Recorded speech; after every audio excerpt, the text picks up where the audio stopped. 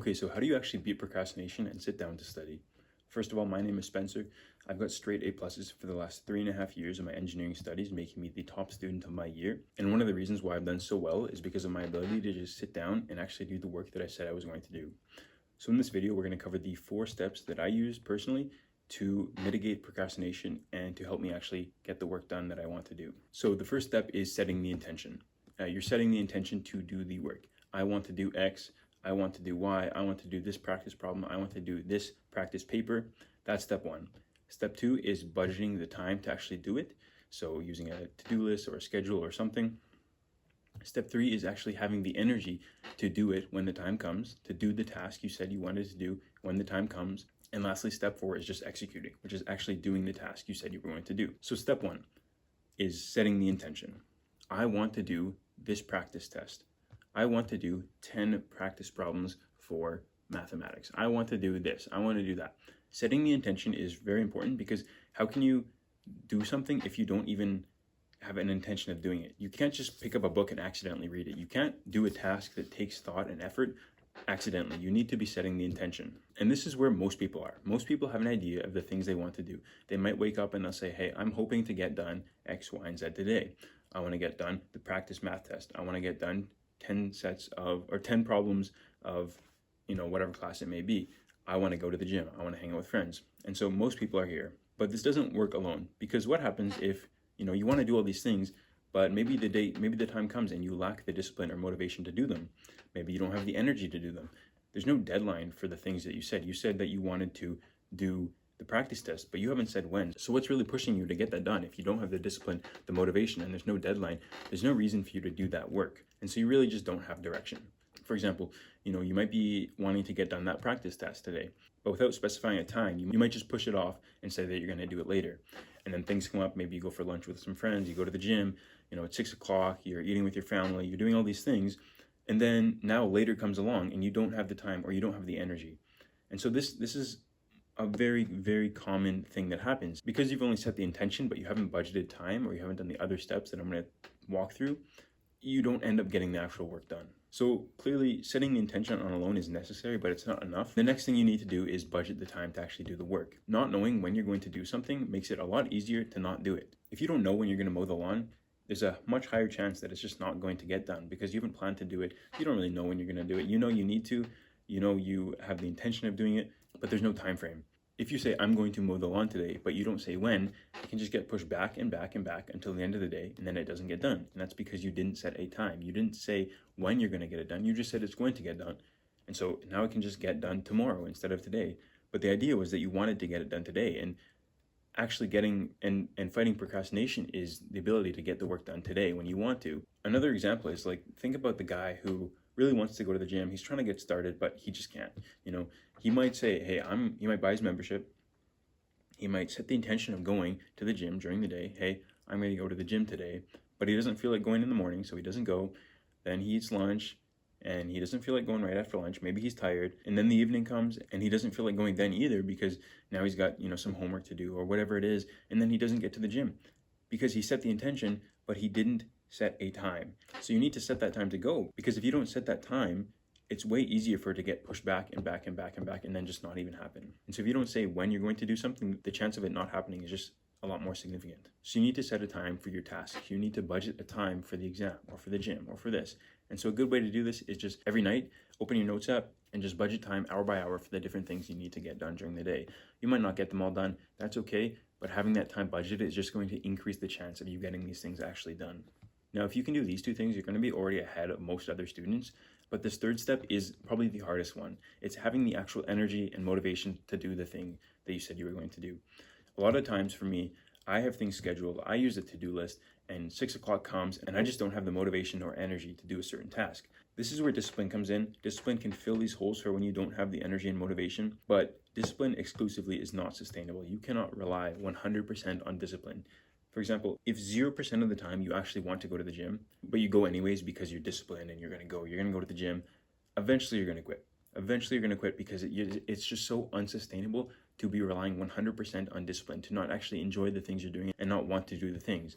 So ideally, you're relying on having the energy and having the motivation to do the work most of the time And then the 30-40% of the time where you don't actually have that energy, that's where the discipline comes in. But it shouldn't be 100% of the time, because that's not sustainable. So here we're going to try to talk about what you can do to have that energy and to have that motivation. So you might find yourself having the energy and motivation for certain tasks, but not for others. For example, I always found it really easy to sit down and do practice problems or do practice tests, because it's satisfying going through the test and showing your knowledge. But one thing that was always draining for me and that I never had the motivation for was doing lab reports. Lab reports were things that took like 8 hours of time. They were always the same. They were repetitive. You were just documenting similar stuff every time you had a lab report. It didn't matter if it was one class or another class, fluids or thermodynamics. Everything was always similar. And I never really had the energy to just sit down and get the work done for lab reports. It was something I always procrastinated for. And it was something that always got pushed back from me until recently.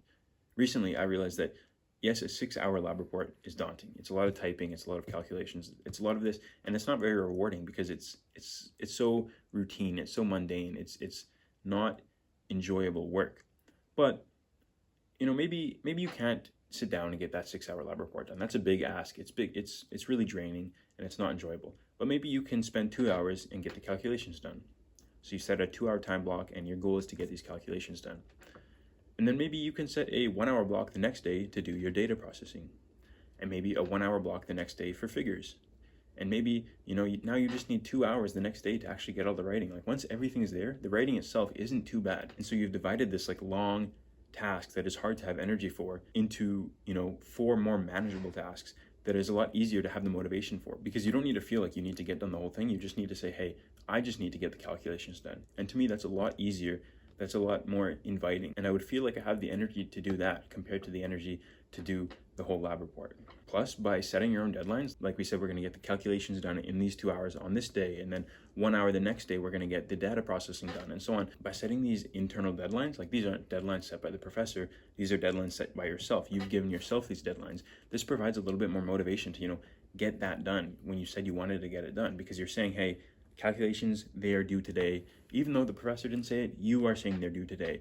And so you get the calculations done. That provides you that little bit of extra motivation to get that portion of that report done. Seeing the progress is encouraging. Instead of viewing the 6-hour lab report as like not done for that full 6 hours, you get to see like after 2 hours, you've done the calculations. After 3 hours, you've done the calculations and processing.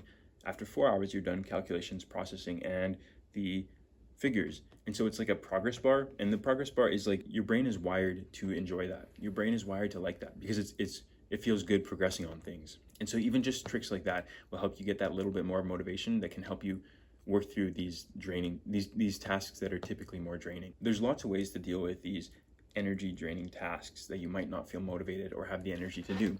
For example, we talked about setting time limits and setting deadlines, but you can also like make a template.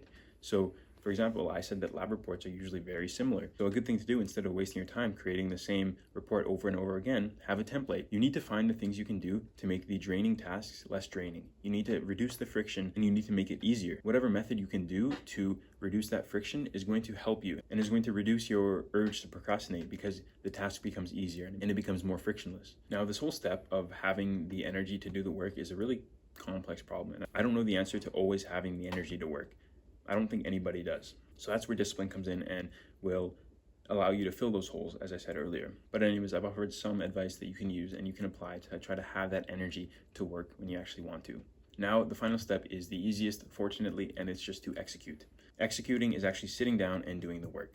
And fortunately for you, if you had the intention, you budgeted the time, and now you have the energy to work, it becomes really easy. You're sitting down at the desk, you know what you're going to do, you have the energy for it. There's almost no reason that you can't get this work done. But there's a few tips that you can use to make it a little bit more frictionless. One good thing that I like to do is once you sit down is to quickly set an intention of what you're trying to do. So for example, if I'm sitting down for an hour and I'm getting this test paper done, I think I'll sit down, I'll put the paper in front of me and I'll say, hey, I'm gonna do this paper in this hour. Having this intention and goal is just gonna let you work for like 5-10% better. It gives you that little bit more motivation that you might need. Once you have that intention and goal, the next thing to do is just create a distraction-free environment. You need to be creating this environment because a distraction-free environment lets you put your full focus into the task you're doing, which just lets you get it done better and faster. So you should be turning on Do Not Disturb, put your phone away, put your phone in another room. You should have what you need with you. Have water so you're not getting up and leaving halfway. That's going to disrupt your focus. It takes longer than you think to get back on focus once you've been distracted by something. So once you've checked a notification or once you go get water, it takes longer than you think to get back into that flow state or get back into that deep work state than you think. If your mind is constantly being pulled to other things, you will not be able to focus on what's in front of you. And so the process is just going to take longer. By limiting your distractions, by like putting your phone away, putting it on do not disturb, you are creating that environment that's going to let you get that work done faster so that you can go do other stuff after. Because realistically, would you rather sit down and spend an hour working and then have an hour after to have fun with friends? Or would you rather spend 2 hours working, but it's kind of like semi-productive and you're checking your phone and stuff? Like, which one do you want? Obviously, you would want to do the 1 hour focused work and the 1 hour of doing something fun, because that's like, you're gonna get more work done and you're gonna have more fun than the alternative where you get some work done and you text some friends. So once you've created your distraction-free environment and you've set your intention, you just do the work. If you can only focus for 20 minutes, good, do 21 next time, do 22 the time after that. Focus is a skill and skills can be developed. And so at the start, if you're not used to working on these draining tasks for long periods of time, you won't be able to. It's like going into the gym and lifting weights that you're not ready for. You need to be able to progressively overload your focus. So if you can only focus for 30 minutes one day, the next day you should be trying to push it to 31, then 32, 33. Focus, just like discipline, just like any other skill in life, is something that needs to be progressively overloaded. And so don't go into this expecting instant results. It's going to take some time. But with time, you should be able to build up to longer, fully focused studying sessions. And this is going to enable you to get the work done in less time so that you have more time to spend how you want. So those are my 4 steps to beat procrastination. To actually be able to sit down and do the studying, you need to set the intention, budget the time, have the energy, and finally execute.